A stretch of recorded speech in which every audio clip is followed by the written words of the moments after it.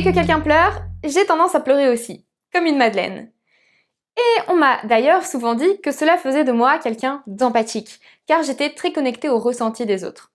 Sauf que, fun fact, ce n'est absolument pas de l'empathie, c'est de la sympathie.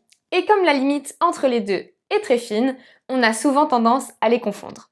Pourtant, pour l'outil du jour de notre défi 52 semaines pour découvrir 52 outils, cette différence est fondamentale. Nous allons vous présenter la carte d'empathie. La sympathie, c'est le fait de se mettre à la place de l'autre et de partager les sentiments de cette personne, d'être impacté émotionnellement. L'émotion de l'autre devient la nôtre. L'empathie, c'est le fait d'entrer psychologiquement dans la peau de l'autre pour essayer de comprendre sa position, son fonctionnement ou ses opinions. Pour résumer, c'est le fait de réduire l'écart entre l'autre et soi par la compréhension sans être impacté émotionnellement. La carte d'empathie est l'un des outils pouvant être utilisés pendant la phase d'observation du design thinking. Son processus a pour objectif de compiler le vécu d'un public ou d'un groupe social face à une question spécifique pour pouvoir mieux adapter la recherche de solutions. Comment cela se déroule-t-il ? Tout d'abord, il faut construire un contexte. Dans quelle situation souhaitons-nous utiliser la carte d'empathie ? Par exemple, comment envisager ses déplacements au quotidien ? Puis, il est essentiel de bien définir la population visée. Il est possible d'utiliser les personas, qui sont des personnages fictifs. Il est intéressant de rajouter le plus d'informations possible, comme des éléments socio-économiques ou des habitudes de consommation. Ici, par exemple, nous avons Françoise, qui a 56 ans, qui est mariée, qui a 2 enfants qui sont partis du domicile familial et qui habite aujourd'hui dans la métropole lilloise, dans une maison individuelle. Ensuite, c'est à travers le regard de Françoise que nous allons répondre aux 6 questions de la carte d'empathie. À quoi je pense ou qu'est-ce que je ressens ? Eh bien, je suis souvent seule dans la voiture, j'ai peur de l'abîmer ou qu'elle soit abîmée, je trouve que les gens conduisent moins bien qu'avant.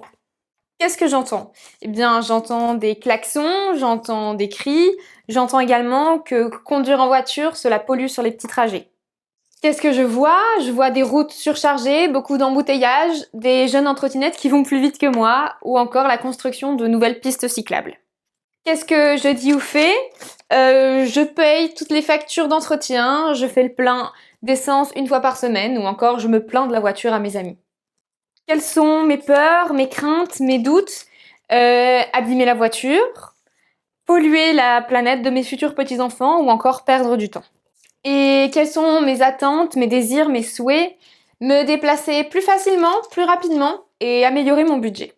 On peut donc y répondre en brainstorming, en mode post-it, ou alors après avoir réalisé des interviews avec des clients ou des utilisateurs. Enfin, une fois la carte d'empathie complétée, la dernière étape est de tirer des conclusions d'observation de celle-ci. Dans le cas présent, ce qui va conditionner les futurs choix de consommation de transport sont le budget, la sécurité et le confort mental, voire même la tranquillité. Pourquoi utiliser la carte d'empathie dans le processus du design thinking ?